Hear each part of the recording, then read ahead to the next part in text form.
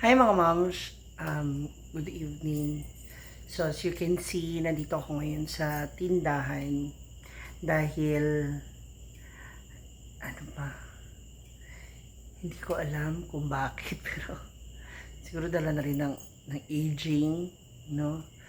Kasi kaninang hapon, naiwan ako dito sa tindahan. Pinauna ko na yung mga staff ko kasi makulimlim na yung ulap. So, sabi ko baka malakas na yung ulan, mauna na kayong umuwi. Kasi ako pwede naman ako magstay dito and makakabiyahe ako agad anytime kapag wala ng ulan. Kasi may motor naman ako. So, buti na lang. At tapos, may mga natira kasing ulam. So, nilagay ko sa freezer. Then, napa-extend ako because yung isa sa mga suki nating teacher ay nag-celebrate ng birthday. So, parang mga around 5 na yata ako nakauwi. Ganon, ng hapon. So, pag uwi ko, pahinga ako sandali and tsaka ako naglaba. Tuloy-tuloy na siya. So, after actually nagbabanlaw na ako ng chinek ko na yung bag kasi sabi ko, saan ko ba nilagay yung sales ko nitong hapon? Kasi nawawala yung sales ng hapon. So, yun yung wino-worry ko. Sabi ko, saan ko ba naipatong? Saan ko ba nailagay? Hanggang sa nag-rewind ako ng utak ko, ganyan-ganyan. Sabi ko, hindi ko na ilagay sa bag or sa wallet. Kasi ang naitabi ko lang kanina is yung pang market o yung pang pamalengke, pambili ng mga paninda. So, ngayon nandito ako sa tindahan. Para pagpatuloy ko yung kwento sa inyo, pasok tayo sa loob para hanapin natin yung pera. Yan. So, eto na. So, pumatuloy ng ating kwento. So, naglaba ako, chinek ko yung bag ko. So, wala dun yung pera. Bago kasi ako umalis, binilang ko na yung petty cash yung naiiwan na pera dito sa alkansya para pagpasok namin kinabukasan. Meron kaming barya, may coins na kami dyan. Yun na yung ginagamit namin pang sukli. No? So, ang suma, hindi ko pala na ilagay sa bag ko yung sales nung hapon. So, ito na, buti sinabihan ko si Mare, si Diday na, kunin mo na lang yung ulam doon kasi sayang baka mapanis sa ref. So, nandito sila, pupunta sila mag-asawa, binigay ko yung susi. So, buti ka mo, na itabi niya, nag-chat siya sa akin na, ganyan-ganyan, yung pera, doon ko nilagay, basta, hindi ko nasasabi ko saan yung secret, namin.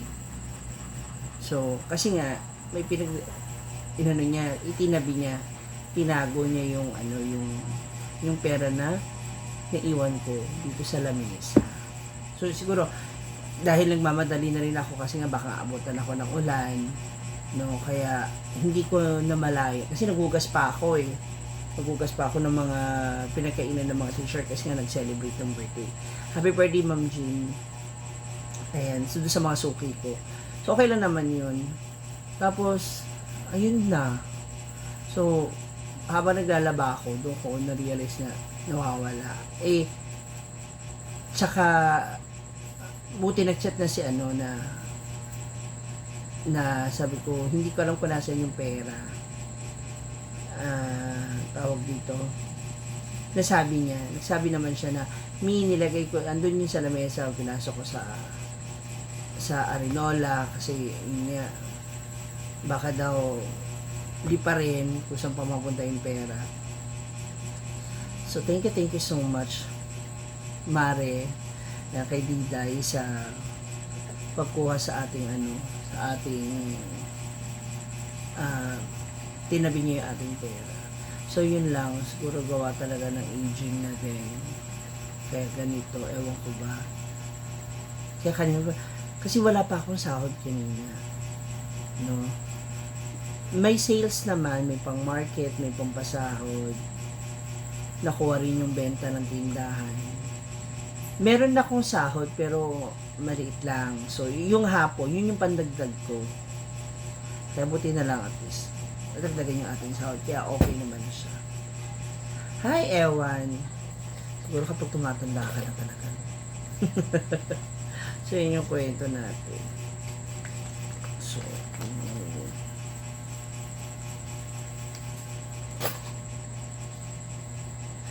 diba? Kahit paano, may sahod ako ng araw na to. So, kailangan kasi nakukuha ko siya. Kasi kapag hindi, kung ano yung laman nito, yun na yun. Naglagay pa pala ako rito ng coins. Naalala ko, nung binibilang ko kasi itong coins, hawak ko to. So, parang naipaka ko siya dito. Kumuha ako sa bag ng coins at saka ko nilagay dito para buo yung 250 na petty cash na to. Ganun. Tapos, itong pera, naiwan ko na dito. So, hindi ko na nadampo. Thank you, Mare. Thank you kay... tapos magkasama pa sila mag-asawa. So, thank you so much. Diba? Kung tutusin, pwede na nila itong pero kaya thankful ako talaga. Thankful ako. Maraming salamat sa mga staff ko, sa mga tauhan ko. Sana tumagal kayo ating pagsasama, no? Wag sanang masira, 'di ba? Kaya subok. Thank you so much. Yan. Lalagay ko na sa bag bago ko pa makalimutan. Kasi nailagay ko na sa wallet ko yung pangpalengke. Ito na lang hindi ko na ilagay. Kaya sabi ko, may naiwan, may nawawala. Grabe yung kaba ko. Malaki rin to, ha? Kahit pa.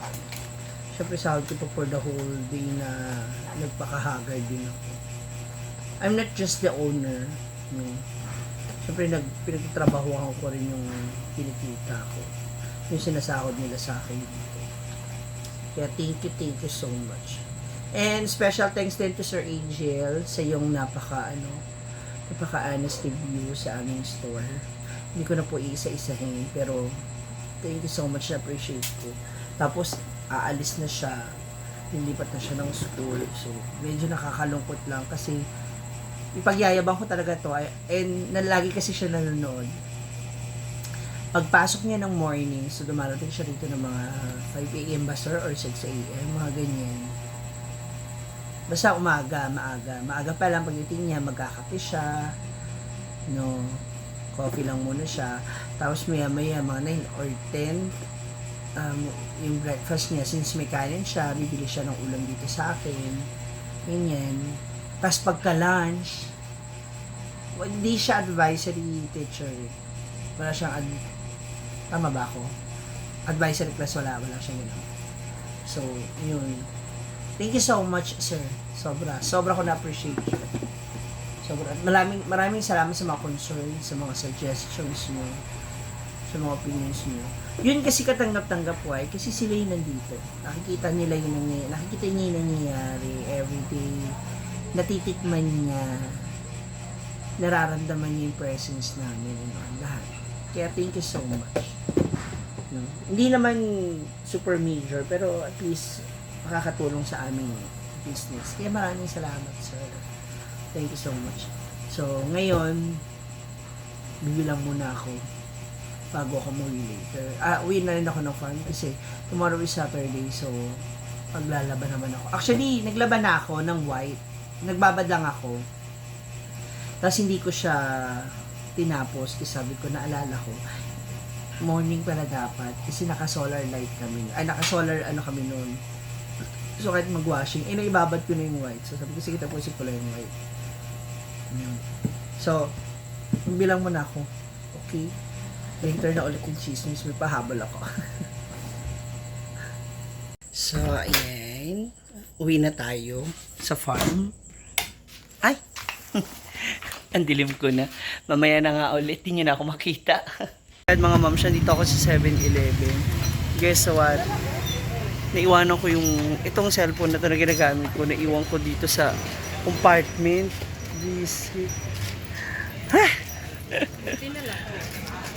Buti na lang mababait talaga yung mga nandito. Ako rin talaga may kasalanan. Uwi na nga ako. Baka mamaya ko na naman may iwan ko.